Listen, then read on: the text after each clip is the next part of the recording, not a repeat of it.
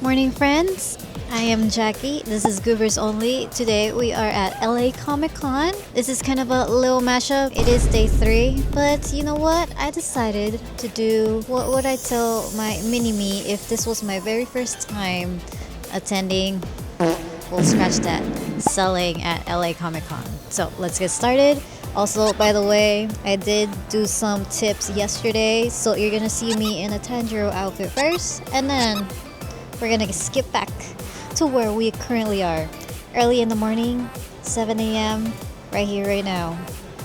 And I'm tired. I've been in the game. I've been on this artist alley journey for about 7 to 8 years now. I started back in October 2017, so I'm letting you guys know what are some fun tips, what are some tips I would tell mini-me if I were attending LA Comic Con for the first time. So let's start off with a little happy Jackie. What would I do if this was the very first time attending LA Comic Con? So, if I were to be selling at this con for the very first time, some things I would tell mini-me is whenever you are doing a con, probably research where you are parking. Especially since we are lugging things, it is best to know your layouts, best to know if you're going to be climbing some stairs or if it's going to be on the same floor. Luckily this year we are on the same floor, no lugging up the stairs. LA Convention Center, we have to always go up the stairs. But if you're just doing a regular artist alley booth, you are on the base level. I'm not sure if it's going to be the same for next year. Most likely it is, because it looks like they expanded the artist alley and they're gonna just group us up with the autographs. So I feel like that's pretty much a future plan. Any of the new artist alley people, I see that they're being put in the West Hall. I have not gone to the West Hall just yet. I've only managed to get to the spooky section. You guys, at LA Comic Con there is a spooky maze section. Not as big as last year where they had several mazes, but this time they only had one maze and they were promoting floats, something like that. It's a new TV show based off of the It clown. Very spooky, very scary. It was so fun. I went through the mazes with Sam and we had a blast. I even did a little dance with Pennywise, and that was a little creepy, but whatever. So yeah, another tip I will give mini-me is research how big this con is gonna be. For LA Comic Con, I hear it's around 100,000 people attending. I could be wrong.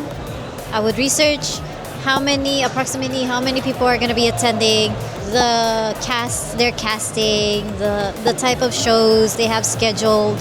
So you get an eyeball of what would be popular here. I'm a SpongeBob meme account, so it does fairly well. I usually try to stock up on all my Patrick booties. My lychee sponge hair clips always do very well here. For this con, I also did bring in my fans. It's been a hot minute. Look at me. All Tanjiro'd out. Let's go. Hey, hey, hey, hey, gang, gang. But these have not been selling so well. I'm thinking of discontinuing them. I only brought 5 of each. 5 Tanjiro, 5 Nezuko, 5 Shinobu, RIP Shinobu, if you know you know. Sorry if I spoiled it for you guys. And some Arizona iced tea. I brought 5 of each just because these usually do not do so well for me, and I have not been selling them at conventions just for that reason. Also, they're kind of heavy to lug around. Everything I could compact within two suitcases at most. But with this, it takes an extra box. And it's an extra heavy box. I want to say it adds like another 35 pounds. And I can only lug so much. And I get tired by the end of the day. Since I got sidetracked again with my fans, what I was trying to go for is set a number of items of what you want to bring. Bring more of your popular items and bring less of your popular items. For your more popular items, I suggest between 10 to 15. JK, maybe 20. I would say around 20 to 25, because it is somewhat of a bigger con, specifically for LA Comic Con. Your least popular items probably around 5. Yeah, if you sell out, you sell out. You could always direct your customers to your online store and tell them to order through there. What I personally like to do is add in a little thank you coupon code for stopping by and asking about this product. It also creates a little incentive for them to actually buy from your shop and maybe even buy more items because they do have a coupon code. And personally, I also love coupon codes, so if I ever go to a booth and I receive a coupon code, I most likely will go back to their shop and try shopping at my own leisurely time. I try not to overly do it on my stock because I don't want to be carrying too much and then lugging too many things back to my car. So that's usually my type of model, my type of workflow. I strongly suggest just researching the convention first, probably watching a couple videos like this one, and getting an eyeball of what to expect at LA ComicCon. Another thing I would tell mini me, my little derpy self. This is more of a personal choice, but I would suggest to stick with an aesthetic. Our aesthetic is bright. Our aesthetic is kind of loud, somewhat. So you gotta somewhat match your booth. If your booth is nice and pink, nice and bright colors, try to match that same aesthetic. You could still cosplay, still do what you like, but usually what I feel like draws the attention is if you yourself match your booth. That helps out a lot more, brings in more customers, and it kind of just packages up the whole aesthetic. Good morning. It is day 3 of LA Comic Con. I don't know why, but today I feel like my forehead's looking a little big. Whatever. Anyways, got here at 7 a.m. I am tired. I am over at Mr. Krabs. The early worm gets the VIP parking spots. Here's another tip, another point of advice. For the last day, you want to make sure you get your VIP parking spot. So you have to get here a little earlier than you usually would, just so you can get yourself a good parking spot, a good parking situation, so you can just pack up and get out of here. I would also say bring a hidden box of snacks. These are longer hours than I expected. I'm pretty sure last year and the previous years have been shorter. The event used to end at 6, I believe. Comment down below if you know. If you know, you know. But now, lately, it's been from 9:30 to 7. And then today, luckily, it's from 9:30 to 5. Not as brutal, but we still have to tear down. We still have to do everything. So, since the hours are long, I strongly suggest bring in your own snacks, bring in all your goodies down below. I like to bring some Gatorade. I like to bring some energy drinks because I don't know if you could tell, but I'm kind of half dead. Bring fulfilling snacks. Don't bring just like chips or anything. Don't bring like little snackies. Bring actual like maybe granola bars. I like to bring sour strips for a little pick-me-up boost. Cookies and maybe something salty like a beef jerky or something. I'm not a fan of those. I just bring Cheez-Its. Yeah, that's all I usually bring. Oh, and for the occasional, bring a sweater. This time they actually held the LA Convention Center during September, so the cold is not really here. So sweaters are optional. I guess that kind of melded into two. So first off, bring your own snacks. Saves you so much money. And don't forget to bring a canister of water. Here is my water. I already refilled. I am not carrying my big old jug. You know why? Because I broke it during NostalgiaCon. RIP. It was a good 2 years with that thing. So now I just have this tiny little doinky. And I mean, it's not that bad because I just take my walk. It's kind of a reminder to go take my walk and get out of here. If you have a helper, it helps to get your steps in. And the other one was to bring a sweater. So conventions get cold. They don't run the AC during this time, and they run the AC during once the convention hall actually opens up. And sometimes it typically gets cold, so a sweater would be optional, will be ideal, but it's not always required. I run on cold, so I always have a sweater on deck. Sneaking this in here too, since I completely forgot. So welcome to all my new subscribers. I'm excited for all our new adventures. Welcome to this cringe. Literally, I did not promote my channel so much because I felt like I didn't vlog so well. I didn't accumulate my sentences so well, and low-key kind of just felt like I was a bit on the cringy side. Not saying I'm still not cringy, but thank you everybody for subscribing. If you have not, what are you doing? What are you doing here? No, I'm kidding. Please stay here, like and subscribe. I don't know if you have that feature, but every time I say subscribe, does your little subscribe button light up below? Please let me know, because I found that feature pretty fun. And subscribe. But if it's not working, I'm looking like an idiot. Like I was saying, I am Jackie. We are Goobish Only. I make fun merch where it's related to memes, where it's related to SpongeBob, of course. And I do also make these cute little hair clips. Not this, but these, actually. They're a big seller. Usually angry hair clips are the best sellers. Even the mini angry hair clips are also very fun to use. Links to my shop are down below. And anyways, back to what we were saying. Another thing I would tell mini-me is probably try to work efficiently. I know selling out here is kind of scary, so I would pre-plan my booth. I would even draw it out on Photoshop. That's what I started doing after the fact. I didn't start pre-planning my booth like 3 years ago. It's hella late to the game. I like to wing it on the spot, but you guys, don't be like me and don't wing it on the spot. It helps so much with your whole aesthetic. It helps with just keeping your booth actually visually appealing.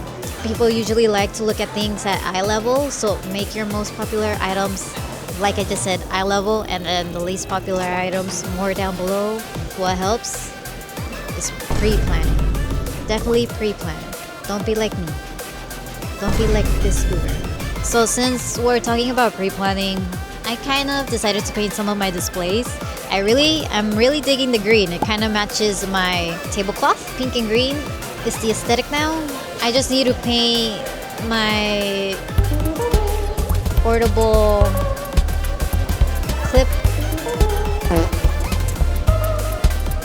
clip holders. I'm also thinking of making that lime green, and then I'll probably like rearrange my stickers because they take up a lot of my booth. I've been doing this self-service checkout style lately, and I feel like it's been working for me more. People are more sensory focused, so if they touch an item, they feel more connected to the item. That's what I think. Getting psychological here. Or is that just me? Comment down below if you guys know if that's an actual theory. I heard it from a friend, so I'm taking it. I'm taking that advice. Another tip for mini-me is it's okay to start off with a few items. Just make sure your displays are visually appealing. This could have just applied to my last advice, but it's an add-on. Last advice part 2. If you only have a handful of items, just display them as best as you can. Make your booth visually appealing. I mean, when I started off, I literally had like 5 enamel pins. So back to what I was saying. When I started vending, I only started off with 5 enamel pins and probably like 5 prints. And I really did not have anything on my booth. So that's when I started experimenting with tiers and levels. And usually having things at eye level help out a lot, so people can see what exactly you are selling. It's still early in the AM. I am done opening shop. I'm done setting up somewhat, actually. I still need to turn on my Square Reader, turn in my hotspot. Highly recommend to invest in a Solus hotspot. I'll link it down below. So another tip, another point of advice is you never know how your data is going to be out here, especially at Long Beach. That's when it failed me the most. So invest in a hotspot for anybody that is out here selling at Artist Alley for the very first time. changing all the angles here, but continuing from the Osmo, continuing from the Solus, definitely invest in one. You don't know how spotty your internet is gonna be, and instead of risking that situation, I would firsthand invest in one. Also, convention Wi-Fi can get pretty pricey, so that's a tip from Jackie. Invest on a hotspot. And also, if you have not done so already, invest in a Square reader or a Shopify reader. Usually the better with one of these. It just makes it look a little more professional instead of handing out your phone or handing out this little thing. So yeah, instead of working around with your phone, it's best to have a little extra add-on just to make yourself look a little bit more on the professional side. I definitely recommend investing in one if you see yourself doing Artist Alley more than 2 years. They're not that bad. I think the Square readers tend to be around $50. It has been a very, very long minute for me. Like I said, it's been about 7 years. I think I got my Square year 2 after a while because I did not want to be handling customers with my cell phone. Way more professional. People feel more, I guess, secure. So yeah, another tip. That's another tip from Jackie. Probably in every other convention that you see me, you hear me say I have tummy aches. So this brings me to my last piece of advice for LA Comic Con or just any con in general. Bring a little mini first aid kit. For me, have your Tums, have your Advil, Tylenol, maybe the occasional Dayquils for in case you feel like you're having a cold, and maybe an Aleve, and you are golden. And then maybe a Band-Aid or two. I bring extra pairs of contacts because sometimes my eyes get dry, so I always like to bring in an extra pair or two. For all you Artist Alley's first timers, bring in a first aid kit, and it'll help you for those time and needs that you didn't expect. ASMR, ASMR. Crinkle, crinkle. Okay, real quick. This is also a con you could easily do solo. It may be intimidating because it has the word ComicCon in the name, but I believe in mini-me. If I needed to do this, doing it solo, it's not that big of a deal. Solo, easy to do. I would just recommend befriending your booth neighbors, so if you ever need to go to the bathroom, they can easily just look over your things. I do highly recommend to take your money bag with you just in case, because you never know. Thievery is on the loose. Everybody is sus. Just kidding. But neighbors are usually nice. Befriend your booth neighbors. If you ever need to go take a mini potty break or even go out for a snack for legit food. That's it. Not with the angles again. Those are some things I would tell Mini-Me. Mini-Me, please listen. These are pretty crucial. Maybe the one where you dress up for your booth is optional. But that's just my own flair that I like to add. So comment if you guys know any other tips, any other advice you would give for LA Comic Con. Don't be intimidated by the name. It is a pretty manageable con. You could definitely do it solo. There's a lot of booths, there's a lot of Artist Alley vendors out here, so definitely make friends if you're gonna be soloing, so you can take your bathroom breaks, take your mini breaks, and yeah, and hopefully you guys have fun if you ever do a play and get in. Alright, so like always, like and subscribe, and I'll see you guys on the next one.